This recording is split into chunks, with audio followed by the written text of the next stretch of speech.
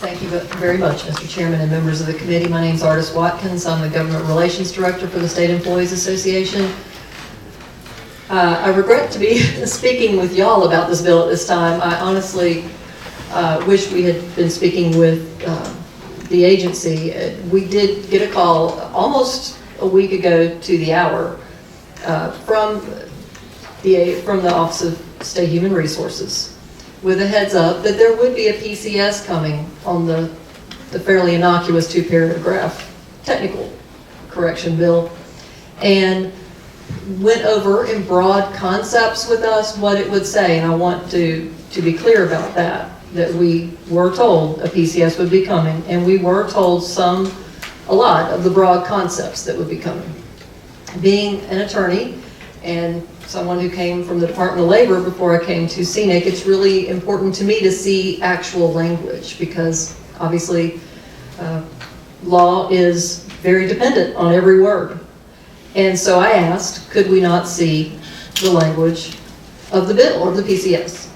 And we were not allowed to at that time, but we were told we would be able to before the PCS was in committee.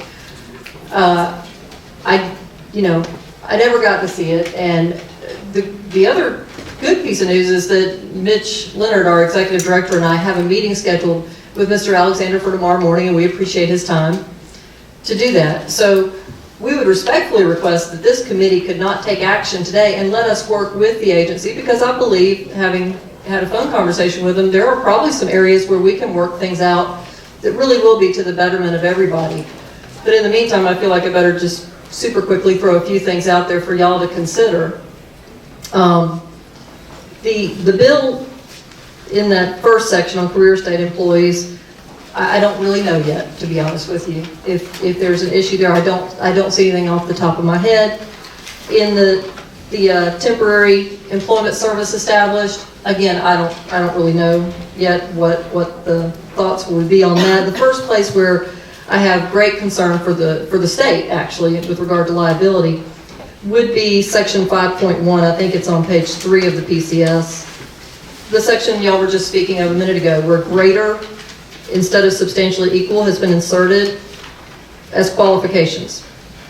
Well, with all due respect, I am curious, if you cannot define more qualified, how can you define greater qualifications? It seems to me you kind of can't have it both ways.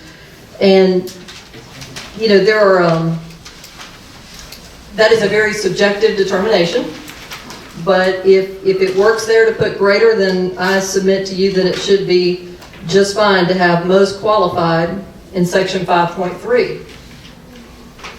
And in addition, that subjectivity in saying greater qualifications essentially takes away all priority. I think someone alluded to that a little bit earlier. The whole point of this is priority rights. All things being equal, this person's been a state employee, so they get priority rights.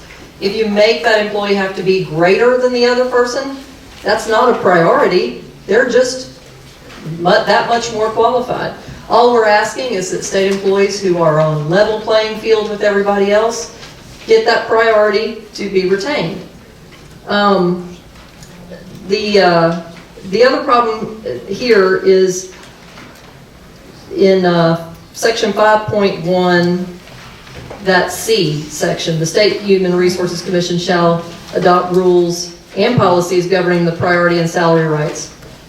That piece, I think it gets lost sometimes here, and we've debated this the last few years in this bill, or a bill about the State Human Resources Act, that policies have the effect of law. So part of what Representative Michaud brought up earlier is certainly a huge concern of ours, and again, a concern for the state with regard to liability should people take legal action. If you go to the next page, where qualifications are defined, and you discussed this earlier as well, applicable experience, after the amendment, years of applicable experience. Applicable, again, could not be a more subjective term, and it's always of concern when you submit more subjectivity to the act that governs the rights and responsibilities of employees. Years of experience leaves absolutely no chance for subjectiveness or political will to enter the employment arena, and that's what we believe would be the best thing for the citizens of the state, and for the employees for that matter. I've already discussed the most qualified piece under the political hirings limited section there, 126.14.2, that's section 5.3. Why not the most qualified? If you don't have the most qualified, that would make political hirings more likely and easier. And the next section corresponding there on the next page where it says qualified instead of most qualified, same concern. I'm not sure what we think of the age being removed. Again, it was said here, and I have no reason to disbelieve that it was for the good of the employees, and that may well be the case, so we don't know.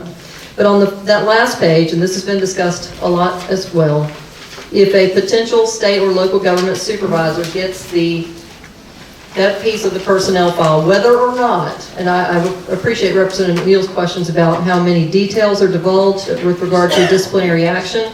However, the fact of the matter is, if the employee's not finished their due process rights with regard to that disciplinary action, it is an accusation, and they're fighting that accusation without resolution, final resolution.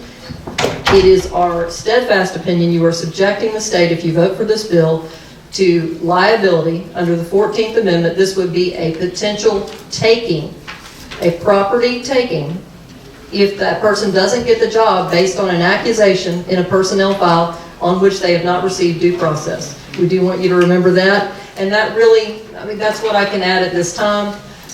Do appreciate the opportunity to talk to you, and I do appreciate and desire the opportunity to continue to work with the agency. I do wish you would defer us this today. Thank you. We need no time.